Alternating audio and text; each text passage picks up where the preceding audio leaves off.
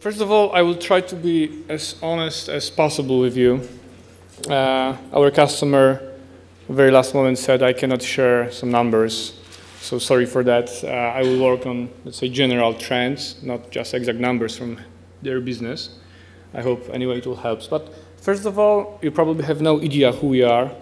So we are a software house, first of all. We are providing loyalty solutions, CRM, campaign management, plus many other things, including OSS and BSS applications for telco. But I will focus today on the retail, which is my branch, which is my business. So we are doing a lot in terms of loyalty programs. So far, we have within our databases around 80 million members from 5 continents. So let's say our database is quite rich. Of course, we are not owner of this database. This is all what is hosted by our customers in our data center. But nevertheless, thanks to our customers, we can do some analysis about those data. And of course, we would like to be seen as a cutting-edge, flexible, blah, blah, blah, super software provider, the best. And that's what we are investing in. But the same as all of your brands, we are facing the same problems. So after reviewing the Google, reviewing the web pages that are our paid media, we are getting there. So those are the real opinions I just took a few days ago from the forums posts, how our employees, people who are working for us, are seeing our company. So this is nothing positive. It's like haters gonna hate. There is always someone who's going to complain. There are just few people who are putting some opinions about our brand.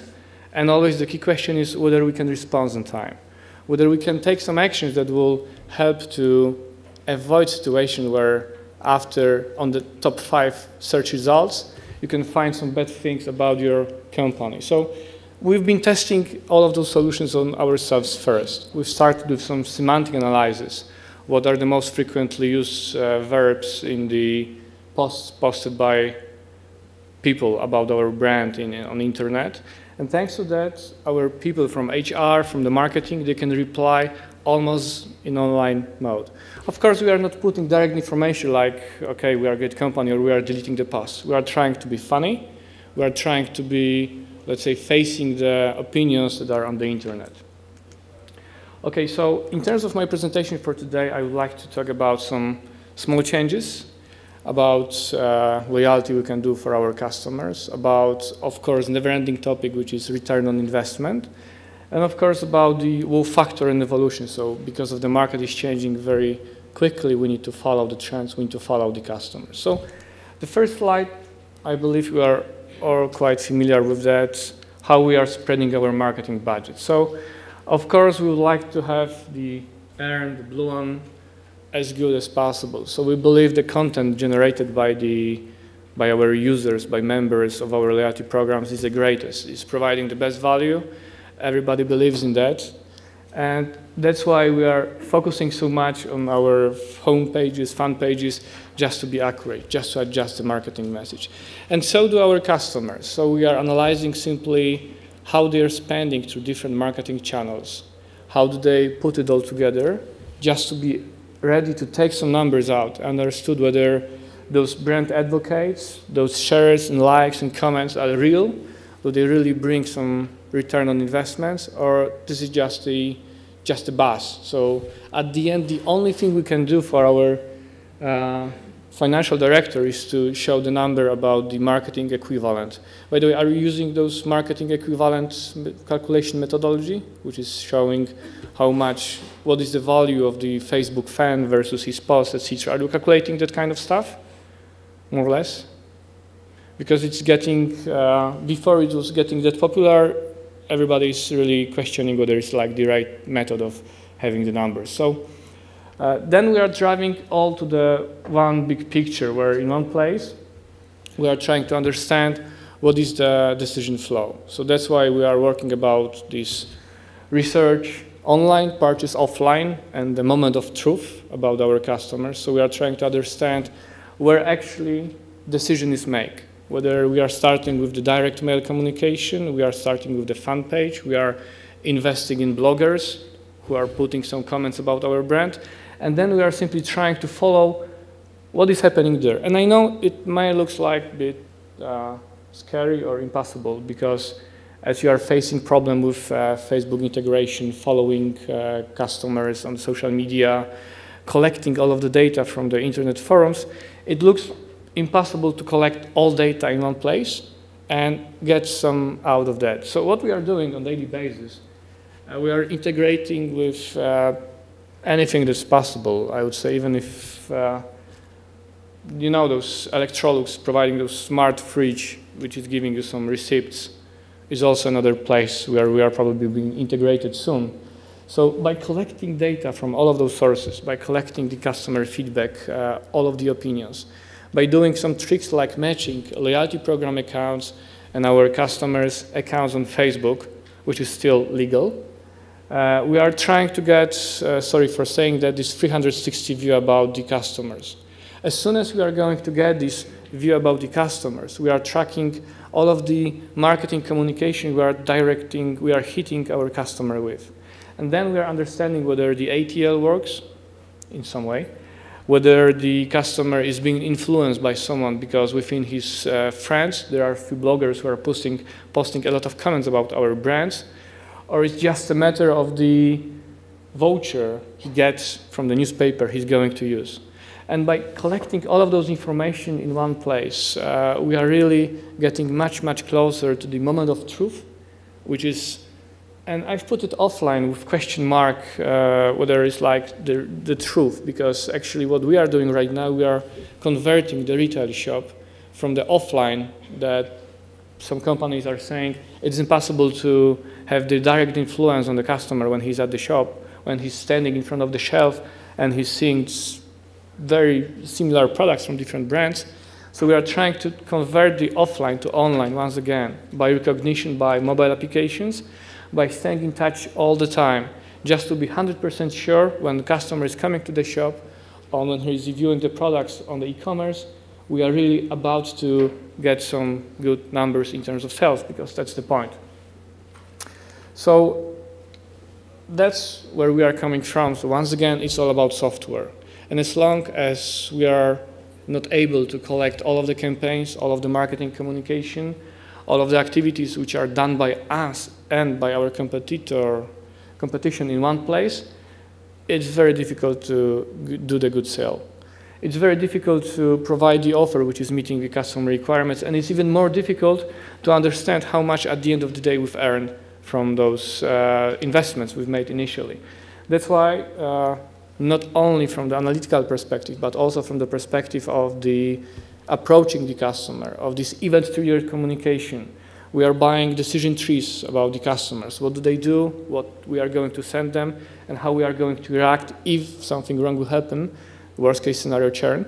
So we are able to much, much better track the customer behavior. But of course, it's not that easy as it looks. The system needs to be learned, so we need to spend a lot of time at the beginning just to convert all of the things we are doing to the platform, which is later on using everything by itself. It works a bit like the Siri, so it's learning, understanding, and then giving you some advices.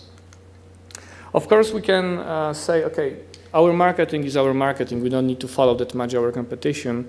And in some times when customers are really loyal to the brand, we don't have to worry about it that much. But in today's world, I would say we did that kind of research with we add to the sales trend line information about marketing offers from competition, and it was having 5 to 12% influence on the sales numbers, just because of the similar products provided by the competition on very similar time. So it's very, very important to be aware about our competition tasks. So I'm not sure if you can see. So the main conclusion usually we are getting is like, of course, so earned media are the most important ones. So we should really focus to be good in the customer service. We should be really transparent in terms of our policy. And that's the key success factor. So if you are winning the earned media, then you really don't have to invest almost anything. I would say the Harry Potter case was the good one. Then, of course, the brand advocates and bloggers. So also, just by investing very little, giving free samples, free products to those people, we can be sure that there will be a lot of buzz on the internet.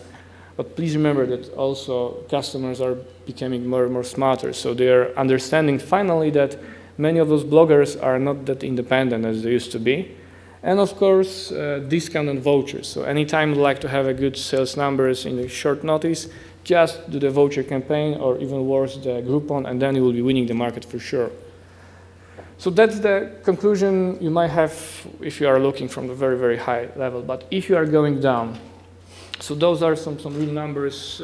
This is representing retail business. I would say cosmetics in general, and that's all what I can say. So first of all, they were really focusing about the brand advocates, because in cosmetics, it's very important what your customers are talking about your brand.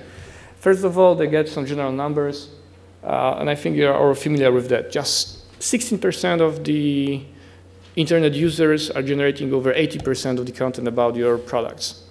So they did very deep research about it. So first of all, we were trying to match all of top bloggers on the market with their loyalty accounts. After that kind of research, we recognized, and that was very surprisingly good information, that we've got almost 30% of those people within our loyalty program. So we were having all of their demographics, details, transactions, and it was very, very good, because finally we could track them, we could address them with a very good communication, we could distribute samples, and it was a very quick way to get to them. Then, another very, very good thing was that over 80% of those people that were within the loyalty program, they were very, very happy about the products itself. So also within their social networks, there were many people who were following them, and they were increasing the ROI. Another thing, that those 20% who were giving some complaints about the products were contacted by the call center agent. They were invited for some spa treatments, etc. So let's say they were kind of bribed. And finally, they also start to maybe not love that much brand, but they were being more like positive about it.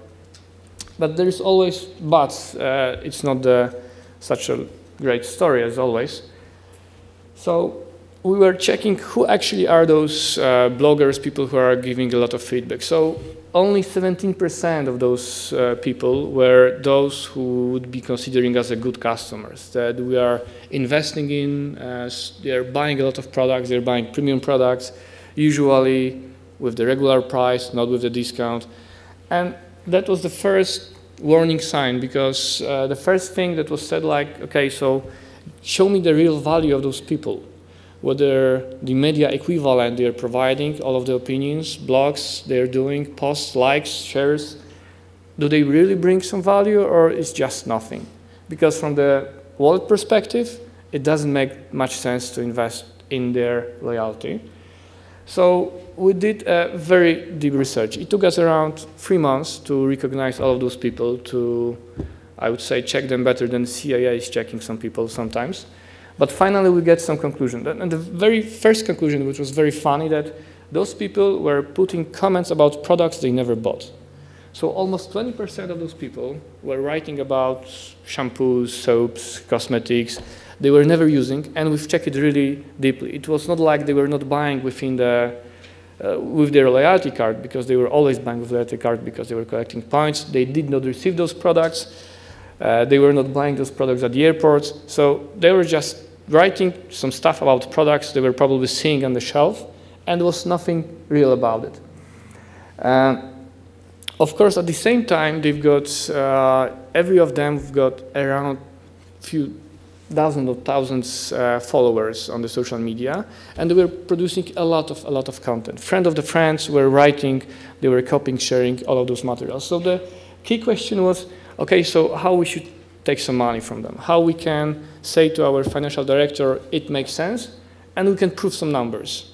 Not on the high level, not like by showing general trends, not by comparing ourselves against the competition, but just give me one number, I can prove that this number was generated because of the social media campaigns, because of the things we are doing here. So we spent another few weeks just to calculate it. And I will be honest, we did not follow all of the market numbers that are available. Like the last number for the Facebook fund on the fund page was estimated for this brand for around 5.7 euro.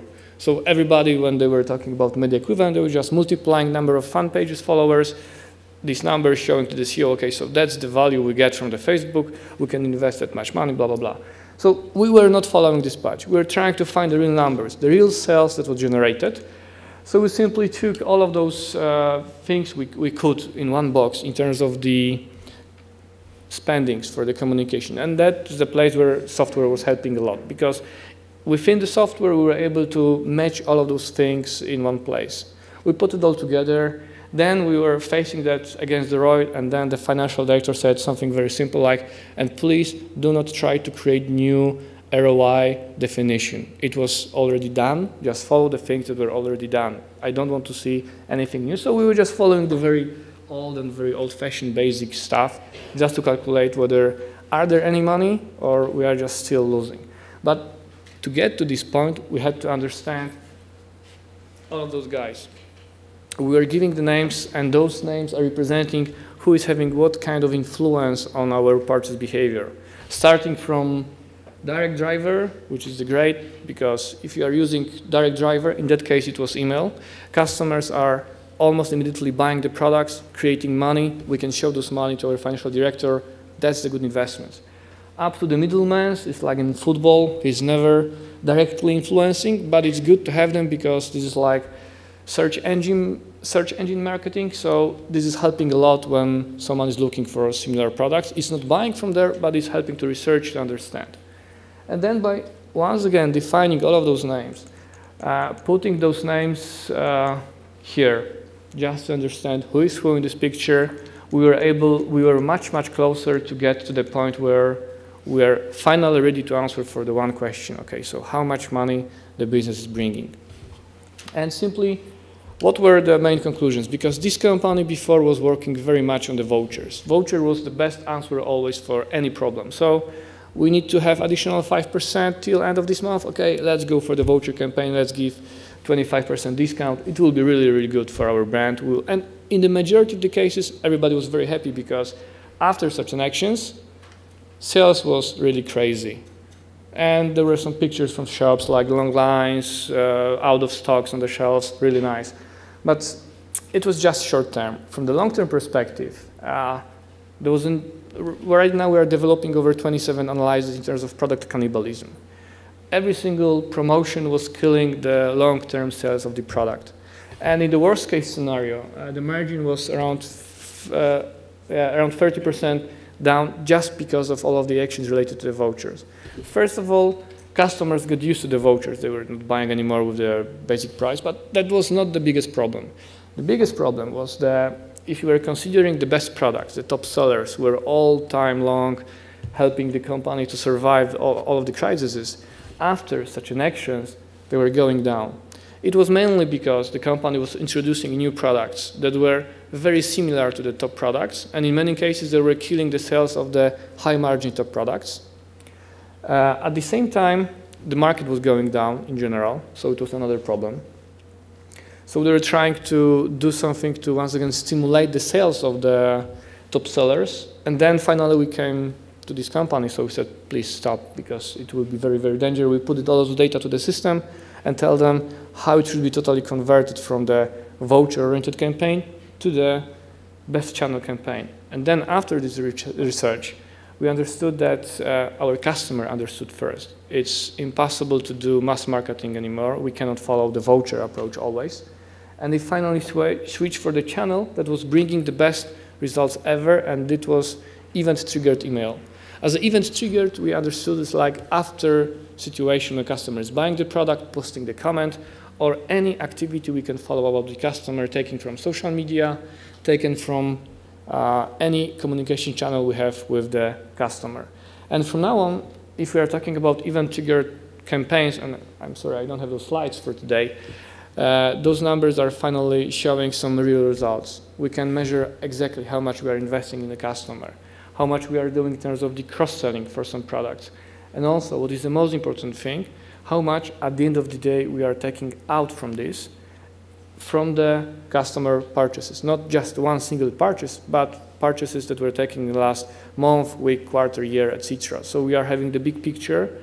We are analyzing all of the effects that can influence what is in the customer basket. Okay, so the key point from my perspective is that we are all very creative. We are, or I would say you are very creative. We are just providing software, so we are more like boring. But you have hundreds of ideas, concepts, and in many cases, IT is kind of setting the limit that it is impossible. And that was the first thing we've heard when we came to the customer. They were saying, okay, we'd like to do this and that, but some people say it's impossible to do it from the application perspective. I would not say so. In many cases, you are thinking about applications that are 20 years and more old, and it's really impossible to do something innovative there. But definitely, I'm not talking just about my company. I'm talking about, in general, IT business. We really have great tools right now. All of those tools are paying themselves. So if you are investing in those tools, we can really quickly show how much, when you will pay off those investments, and also how much earn you can every single day when you are using those tools. So just getting to the main conclusions in terms of loyalty. So we get to the point where we're feeling like CIA or KGB. We knew more about customers than probably they know about themselves.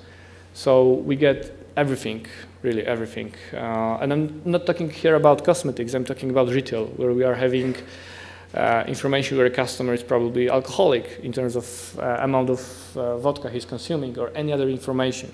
We have it all, so we have to be very, very careful when we are showing that we actually know every single step you make.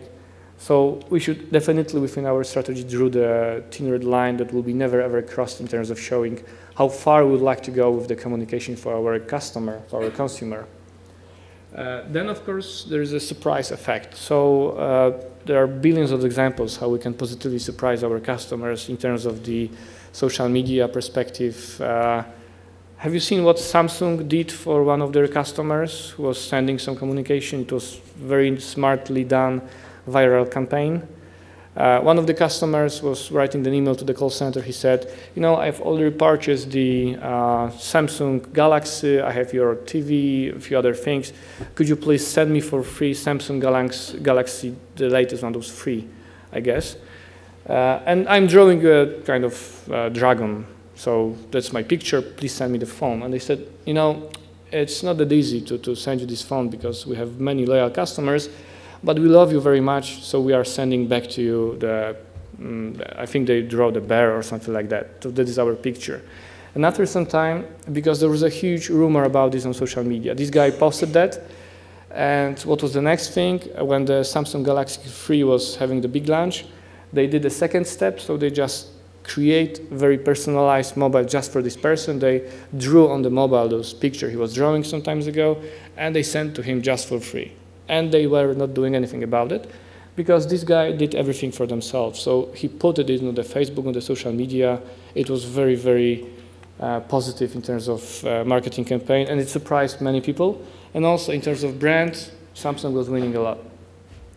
And then we are getting finally to the points about points itself, because many people right now are saying, okay, points are a bit old-fashioned.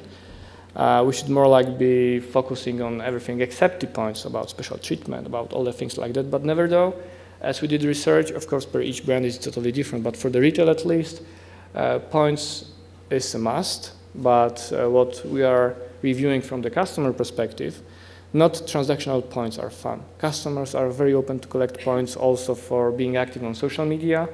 They're very open for being rewarded for recommendation and also for being brand advocates, including the things if you're just going to send them free products, they will do better opinions than some of the Newsmax you can get for a lot of money.